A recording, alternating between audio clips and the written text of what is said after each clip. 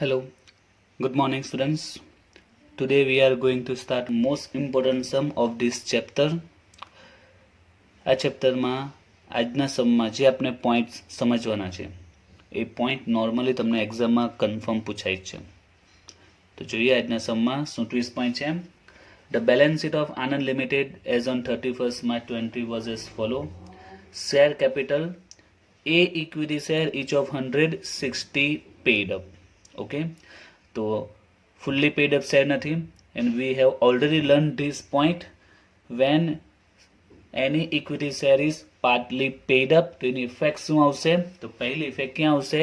Net અસેટમાં effect આપણે આપીશું. તો સૌથી પહેલા number of share 3 lakh total capital and 60 paid up divide by 60 કરીશું. We get number of share 5000 share. And effects also, when we calculate net asset, we have to add final call amount 5000 share and 40 remaining, that is 2 lakh. And after find out intrinsic value, we will deducted 40 from that. Okay, તો બંને effect આપણે ખબર છે. Net એસેટમાં add કરીશું total remaining amount means total final call amount, and we assume that we call this amount, and intrinsic value જ્યારે find out થશે એમાંથી આ 40 આપણે ડિડક્ટ કરી દઈશું. Then B equity share each of 10 is fully paid. Okay, આ fully paid છે 2 lakh divided by 10, the number of share આવશે 20000. કોઈ પણ દાખલો સ્ટાર્ટ કરો જ્યારે નંબર ઓફ ઇક્વિટી શેર પહેલા જોઈ લેવાના.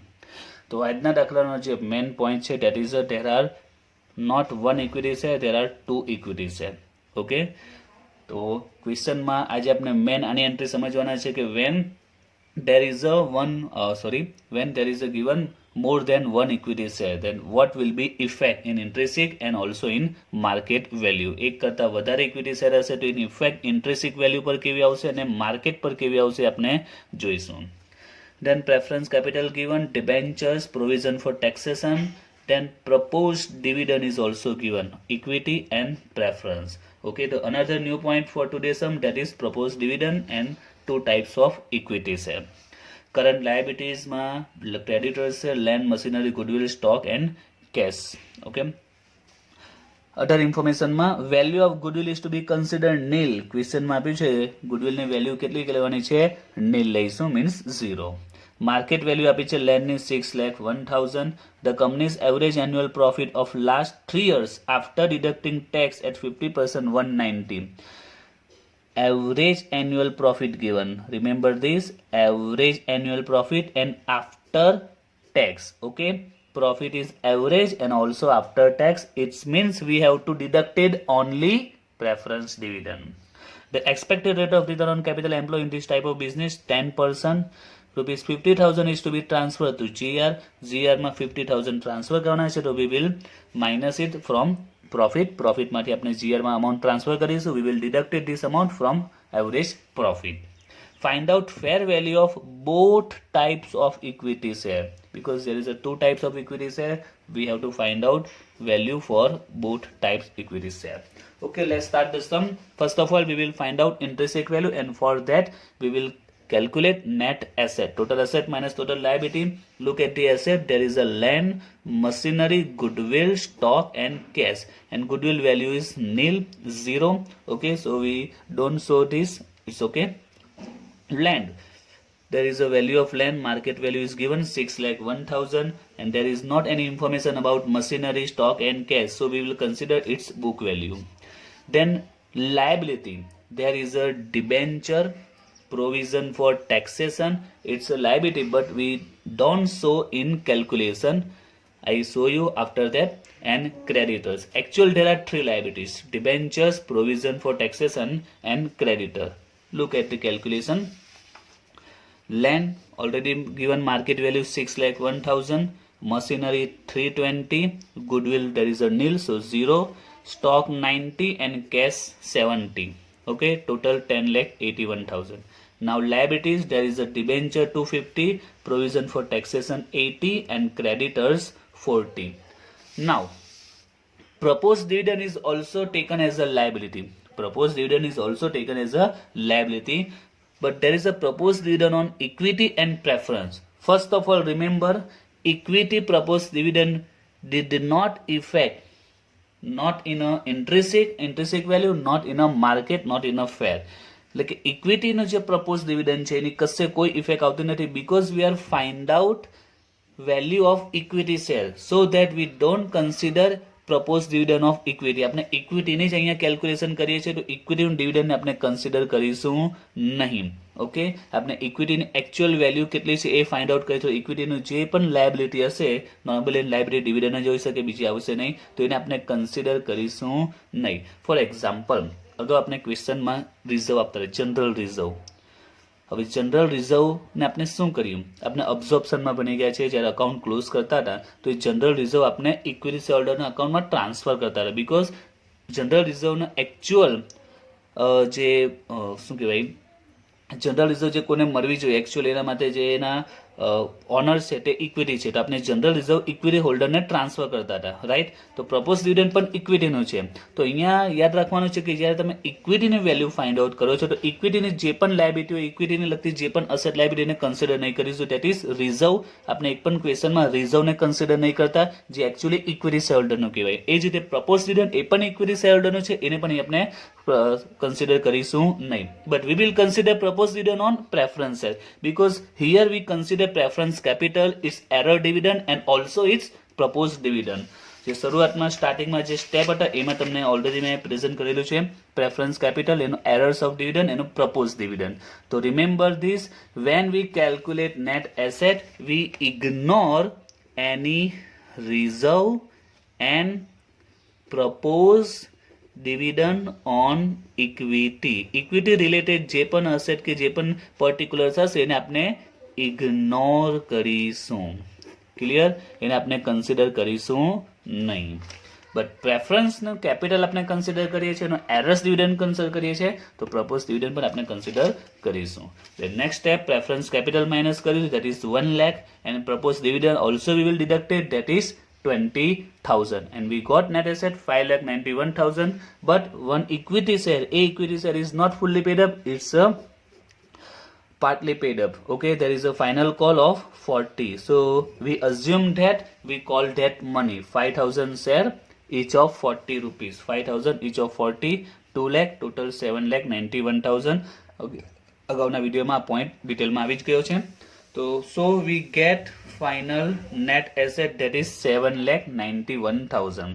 Okay, અત્યાર સુધી આપણે જે કેલ્ક્યુલેશન કરી, till now calculation is normal calculation, જે નોર્મલી અગાઉના સમમાં આપણે કેલ્ક્યુલેટ કરતા હતા તે. Now the question is that how to find out intrinsic value. Intrinsic value formula, net asset divided by number of equity share. Now net asset 7,91,000 and number of equity share, there is a 5,000 share and there is a 20,000 share. Now the question is that how to find out intrinsic value. Find out fair value of both types of equity share. આપણે બંને શેરની fair value find out કરવાની છે. For that we have to find out intrinsic value for both share. We have to find out market value for both types of share. એટલે અહીંયા આપણે જે બે type છે, A equity share and B equity share, we have to find out intrinsic value for both A and B. We have to find out market value for both A and B, and last we will get fair value of both type of share. આપણે બંને પ્રકારના શેરની પહેલા intrinsic find out કરીશું, then market find out કરીશું, then we can find out fair value for both types. એટલે કે બંનેની આપણે individually intrinsic value find out કરવી પડશે. ઓકે, બંનેની આપણે individually intrinsic value find out કરીશું. Now net asset divided by number of equity share. A equity share is a number of share 5,000 and B 20,000 share. Now how much amount of net asset for A and B? We have a net asset 7,91,000. It's a total net asset for also A and for also B. Okay, 7,91,000 is not only for A, it's also for B equity shareholder. બંને shareholder છે combined amount છે A and B, બંનેની combined amount, બંનેની combined net asset છે 7,91,000. Now how to distribute between A and B? Because 7,91,000 જે asset છે, net asset છે, is not only for A, is also for B. A અને B ની combined net asset છે, તો આપણે બંને વચ્ચેને ડિસ્ટ્રીબ્યુટ કરવી પડશે. તો હવે આની જે કેલ્ક્યુલેશન આવે છે, જે ઓલરેડી તમે લાસ્ટ સેમિસ્ટર 3 લિક્વિડેટરમાં બની ગયો છે. લિક્વિડેટરમાં તમને યાદ હશે capital deficiency. Okay, capital deficiency આપણે ઇક્વિટી શેર હોલ્ડર વચ્ચે ડિસ્ટ્રીબ્યુટ કરતા હતા. Then how we distribute that? તો આપણે એનો રેશિયો ફાઇન્ડ આઉટ કરતા હતા. તો તમને યાદ હશે એનો રેશિયો કઈ રીતે ફાઇન્ડ આઉટ કરતા હતા? નંબર ઓફ શેર ઇન્ટુ એની જે ફેસ વેલ્યુ છે તે. ઓકે, તો રેશિયો આપણે ફાઇન્ડ આઉટ કરવો પડશે. બંને વચ્ચે ડિસ્ટ્રીબ્યુટ કરવા માટે કોઈ રેશિયો જોઈશું, અને રેશિયો કઈ રીતે ફાઇન્ડ આઉટ કરીશું? Number of share into face value. Okay, લિક્વિડેટરમાં જે રીતે આપણે રેશિયો ફાઇન્ડ આઉટ કરતા હતા એ રીતે આપણે બંને ઇક્વિટી શેર માટે રેશિયો ફાઇન્ડ આઉટ કરીશું. તો એ equity share, there is a 5,000 A equity share and its face value 100. 60 paid up છે, but face value 100. That is total 5 lakh. And for B, 20,000 share and face value 10. Fully paid up 10. The total 2 lakh. Now the what will be ratio? Ratio will be 5:2. 5 lakh, 2 lakh, 5:2. Now we can easily distribute net asset between A and B. First A and B. 7,91,000. We will distribute 5:2. 5 divided by 7. 2 divided by 7. 791 into 5 by 7. 5,65,000. 791 2 by 7. 2,26,000. Okay, now easily we get intrinsic value. Net asset for A 5,65,000 and for B 2,26,000. Divide by 20,000. Answer will be 11.3 and here 103. Okay, so remember this point. When there is a 2 equity share or 3 equity share, in that case first of all find out net asset as we find out, and then net asset જે આપણે મળશે 7,91,000 distribute between A, B, C જેટલા પણ equity share હશે દરેક વચ્ચે આપણે distribute કરીશું ને રેશિયો ફાઇન્ડ આઉટ કરીશું. Number of share into face value and we will get ratio and distribute this net asset between that ratio and easily we can find out intrinsic value. Okay, હજી એક last point બાકી છે, that is A equity share only 60 paid up. We have add 40 final call amount, and now last after find out intrinsic value we will deducted 40 from that. So we will have to deducted 40 from here, so that we will get intrinsic value for A 73 and for B 11.3. Clear? તો આજનો જે twist point હતો, જ્યારે એક કરતાં વધારે equity share હશે તો સિમ્પલ જ છે, નેટ એસેટને સિમ્પલ ડિસ્ટ્રીબ્યુટ કરવાનું છે. ઓલરેડી આપણે લિક્વિડેટર સેમિસ્ટર 3માં કેપિટલ ડેફિશિયન્સીને ડિસ્ટ્રીબ્યુટ કરતા હતા એ રીતે ડિસ્ટ્રીબ્યુટ કરી દીધું. Now remember one thing, when you practice this type of sum in બુક્સમાં તમે જ્યારે પ્રેક્ટિસ કરશો તેની જે કેલ્ક્યુલેશન હશે થોડી ડિફરન્ટ હશે. ઇન બુક્સ કેટલાક દાખલામાં એવું આપેલું હશે in sum they use formula like that, net asset divide by number of equity share માં they consider total number of equity share, that is 20,000 and 5. 20 and 5 divide by 25 આપેલું હશે. તમે બુક્સમાં જ્યારે સમ જોશો તો એમાં શું આપેલું હશે, જે ટોટલ નેટ એસેટ છે 7,91,000 divide by total equity share આપેલા હશે 25,000. ઓકે, તો બુક્સમાં તમને આ રીતનો કેલ્ક્યુલેશન પણ જોવા મળશે. ઓકે, ને એ પ્રકારે આન્સર પણ રાઈટ આપેલો હશે. But not in every sum you will get right answer from this method, because this method can be applied when there is a face value of each equity share is equal. જ્યારે દરેકે દરેક equity શેરની face value equal હશે ત્યારે તમે આ રીતે ઇન્ટ્રિન્સિક value find out કરી શકો. આ કેલ્ક્યુલેશન કરવાની જરૂર નથી. જે ટોટલ નેટ એસેટ હશે divide by total number of equity share. આ પ્રકારે પણ કેલ્ક્યુલેશન થઈ શકે. બુક્સમાં તમે પ્રેક્ટિસ કરશો તો આ રીતે આન્સર આપેલો હશે. But you don't get right answer in every sum. This method apply when there is a number of equity shares, or there is a face value of every equity share is equal. જ્યારે દરેક equity શેરની જો face value equal હશે ત્યારે તમે આ રીતે calculation કરી શકશો. બટ જો ફેસ વેલ્યુ ડિફરન્ટ હશે, અલગ હશે, તો આનાથી આન્સર રોંગ આવશે. So in my opinion always follow this method in any type of sum when there is a 2 or more equity share. કોઈ પણ ક્વેશ્ચનમાં જ્યારે એક કરતાં વધારે ઇક્વિટી શેર હશે ઓલવેઝ આ મેથડ ફોલો કરો તો કોઈ દિવસ ક્વેશ્ચનમાં તમારી મિસ્ટેક નહીં પડશે. આ મેથડથી કોઈક વાર મિસ્ટેક પડી જશે, માઇન્ડમાં રહેતું જ નથી ક્યારે આ મેથડ યુઝ કરવી, ક્યારે આ મેથડ યુઝ કરવી. સિમ્પલી રૂલ્સ છે, when face value is equal we don't have to calculate this method, and face value is different, we have to calculate this method. Okay, આ actually rules છે. But remember one thing, ક્વેશ્ચનમાં equity share 1, 2, 3 કેટલા પણ આપેલો હોય, face value different હોય કે same હોય, always follow this method, you will get right answer. Okay, તો આપણે આ મેથડ યુઝ કરવાની જ નથી. Ignore this method. બુક્સમાં પ્રેક્ટિસ કરશો ત્યારે પણ કોઈ પણ સમ હશે જ્યારે there is a 1 or more equity share, always follow this method, you will get right answer as per book. Clear? Don't follow this method because many students confuse when use this method and when use this method. Okay, તો ઘણા student અહીંયા mistake થાય, confuse થાય છે. એટલે always તમે આ જ મેથડ ફોલો કરજો.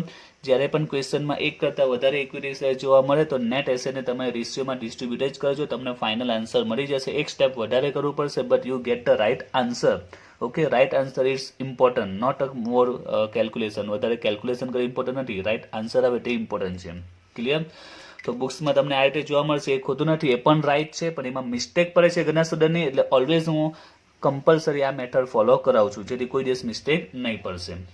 ક્લિયર? તો શોર્ટમાં યાદ રાખવાનું છે, van there is a 2 or more equity share, okay, first of all find out net asset as regular, then distribute net asset in ratio A, B, C જેટલા પણ ઇક્વિટી શેર રેશિયોમાં distribute કરો.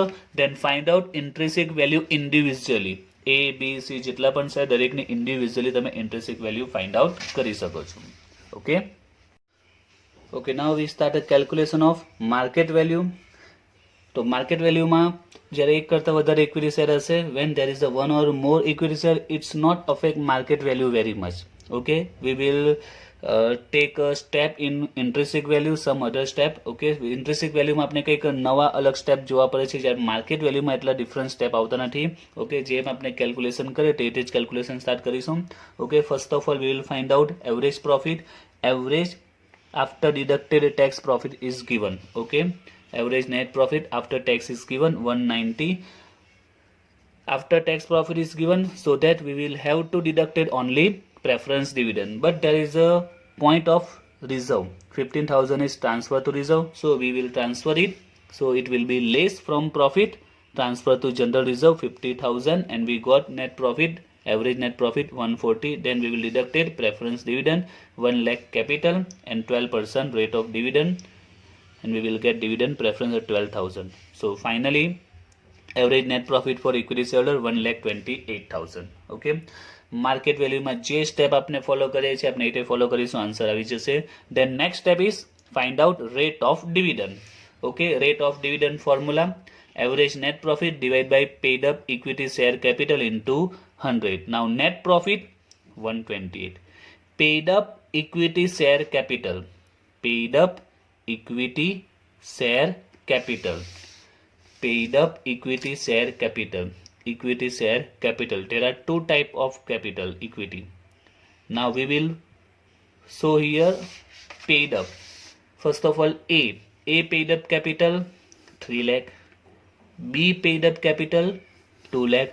We will consider here is total paid up capital. Total 3 lakh, 2 lakh, total 5 lakh. Okay, તો market વેલ્યુમાં ક્યાં effect આવશે? Only pad up કેપિટલમાં તમારે add કરી દેવી પડશે. તો એવરેજ નેટ પ્રોફિટ 1,28,000 અને paid up capital 3 lakh 2 lakh બંને આપણે કન્સિડર કરીશું. એ બી જો સી હશે તો સી ને પણ કન્સિડર કરીશું. એટલે total 5 lakh into 100 we will get answer 25.6. Clear? તો માર્કેટ વેલ્યુમાં ક્યાંય ચેન્જીસ આવશે? પેડ અપ કેપિટલમાં we will consider both share paid up capital. જો 3 હોય તો ત્રણેયની પેડ અપ કેપિટલ કન્સિડર કરીશું. 4 હશે તો 4ની જે ચારે ચાર હશે ને કમ્બાઈન કરીને પ્લસ કરીને આપણે પેડ અપ કેપિટલ કન્સિડર કરીશું. ક્લિયર? તો we have find out rate of dividend. Now next step that is market value.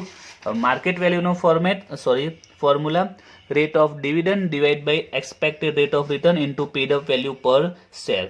હવે જે રીતે ઇન્ટ્રિન્સિક વેલ્યુમાં આપણે ઇન્ડિવિજ્યુઅલી વેલ્યુ ફાઇન્ડ આઉટ કરેલી, માર્કેટમાં પણ આપણે ઇન્ડિવિજ્યુઅલી વેલ્યુ ફાઇન્ડ આઉટ કરીશું. ફોર એ એન્ડ ફોર બી બંનેને આપણે individually market value find out કરીશું. તો સિમ્પલ છે, rate of dividend that is we get that 25.6 divide by expected rate of return that is 10, expected rate of return 10 into, હવે જો અહીંયા changes આવશે, આ સેમ જ આવશે because rate of dividend equal same જ છે 25.6, expected rate of return that is 10%. now paid up value per share for A equity share paid up value 60, for A paid up value 60 and for B fully paid up that is 10 rupees. Okay, તો market વેલ્યુમાં individually બંનેનો આપણે formula આપ્યું છે, એમાં બી કોઈ changes છે નહીં. જે નોર્મલ ફોર્મ્યુલા છે તે જ rate of dividend expected rate of return જે ઓલવેઝ સેમ આવશે. પેડ અપ વેલ્યુ બંનેને જે પેડ અપ વેલ્યુ હશે તે for A that is a 60 and for B that is a 10. Okay, તો we will get answer 25.6 into 6 153.6 and here 0 cut, answer 25.6. clear? we will get market value individually. so market value માં શું changes આવ્યું? there is nothing changes like that. we will remember only this point. paid up capital આપણે બંનેની consider કરીશું, total કરી દઈશું and market value જે individually આપણે ફાઇન્ડ આઉટ કરીએ છીએ તે. And the last step that is fair value. તો ફેર વેલ્યુમાં simple formula intrinsic plus market, એમાં બંનેને ઇન્ડિવિજ્યુઅલી ફાઇન્ડ આઉટ કરીશું. We have a individually intrinsic value and market value for both type of share and we get final answer for A 113.3 and for B 18.45. okay.